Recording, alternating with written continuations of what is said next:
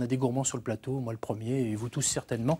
Donc on y va avec Muriel Arcos, et je le disais, pour faire patienter les petits et les grands jusqu'au fait, on va essayer de préparer de délicieux biscuits de Noël. Dites-moi tout, parce qu'il y en a tout plein là, Muriel Arcos. Alors ça, c'est vraiment un échantillon très petit de ce qu'on peut faire pour Noël. Donc on a des étoiles à la framboise, on a des sablés au chocolat, on a des sablés à la vanille, alors nature ou avec un petit peu de chocolat, les fameuses étoiles à la cannelle, très très connues en Alsace.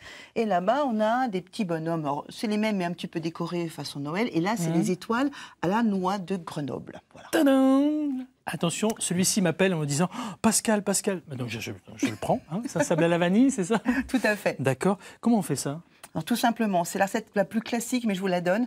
300 g de farine, 150 g de beurre, 125 g de sucre, un œuf. Et on mélange tout ça et surtout un petit peu de vanille en poudre ou de la vanille, l'extrait de vanille. Je vous le donne aussi. On fait une pâte que l'on met au frigo, comme ça une nuit, c'est pas mal. Et après, on étale et ça avec les enfants, c'est super. On prend des emporte-pièces, étoiles, sapins, anges, bonhommes, et on les cuit 10 minutes à 150 degrés. Tout simplement. Tout simplement. La plus simple du monde et la meilleure. Étoiles, les petites étoiles aussi pareil? Alors le mieux, c'est celle-ci, étoile à la noix. Donc ce qui est sympa, c'est que ça donne vraiment le goût, donc tout ce qui est fruits secs, noix, noisettes, noix de pécan.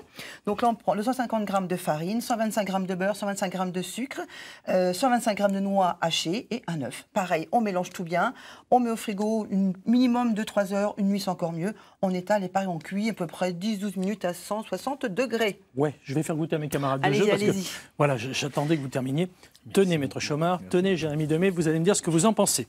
Voilà, j'ai vu des petites choses aussi avec un petit filet de chocolat, ça c'est des variantes. Oui, voilà, donc en fait on a à la base donc des petits biscuits à la vanille, mais ce qui est sympa c'est qu'on peut mettre un peu de chocolat blanc, chocolat noir, chocolat au lait, des petites billes sucrées, on peut mettre également des éclats de noix de pécan.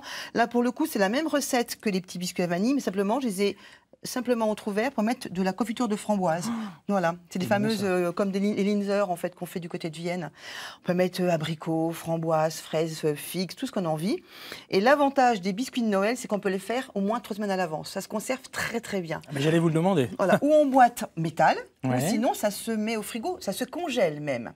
Parce qu'en plus, comme ça, on peut les faire plein de sortes, ou les manger au goûter ou au thé avec des copains, les offrir également en cadeau d'invité, ou alors à Noël, c'est ce qu'on appelle le cadeau sympa, qu'on fait en famille, un moment de partage avec les enfants. Et là, vraiment, on peut en faire plein de sortes. Et en plus, au niveau du prix de revient, farine, sucre, œuf, beurre, enfin, on est vraiment sur des œufs, des produits pas très chers. Je répète, quartier gagnant. Farine, sucre, beurre, œufs, et puis donc tout ce qui est donc des noix ou des épices, parce que tout ce qui est étoile à la cannelle, on met bien sûr des épices à vin chaud. Voilà. Et puis, la vérité sort toujours de la bouche des enfants, donc je vais demander à Maître Chomard et à Jérémy Demey ce qu'ils pensent de leur gâteau.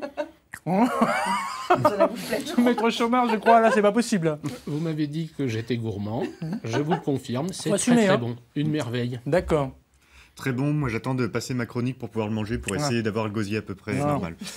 Ils sont trop sages, moi je dis qu'ils sont trop sages. Ils sont trop sages. Ouais.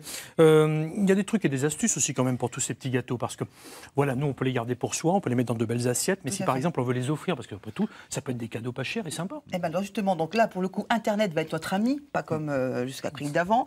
On peut trouver des petits tutos pour faire des boîtes en carton avec les enfants, donc des petites boîtes sympas pour faire vraiment des colis, des petits colis surprises très très mignons et pas très très chers. Également des sachets transparents avec un joli ruban également.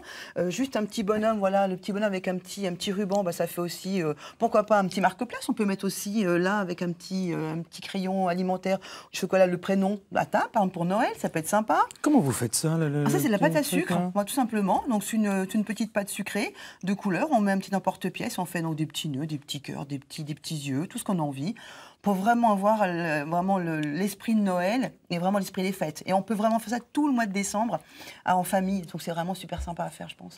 Une belle activité.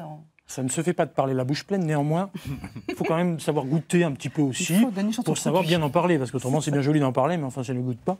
C'est dommage, vous en voulez un petit peu pour la route? Non, après, pareil, d'accord. Je mangerai après. Ceux-là sont au chocolat.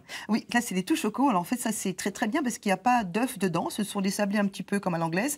Donc chocolat amer avec farine, sucre, glace, du beurre, et simplement on les fait cuire et on met un petit coup de pouce à la fin pour avoir le petit creux, et on met un petit peu de chocolat fondu. Ah, le petit coup de pouce, c'est l'empreinte, d'accord. En fait, ça s'appelle des thumbprints en anglais, empreintes de pouce. Voilà. En fait, à la fin, quand on les cuit, on les sort, on met juste un petit coup de pouce pour avoir le petit creux pour mettre le chocolat dedans. C'est joli Voilà. ça. Hein. Pas mal, et on peut ça. mettre, bon là j'ai mis chocolat noir parce que je suis assez fan de chocolat noir, on va mettre du chocolat blanc pour faire bicolore par exemple. D'accord. Voilà. Bon, bah, super. Prix de revient de tout ça à peu près?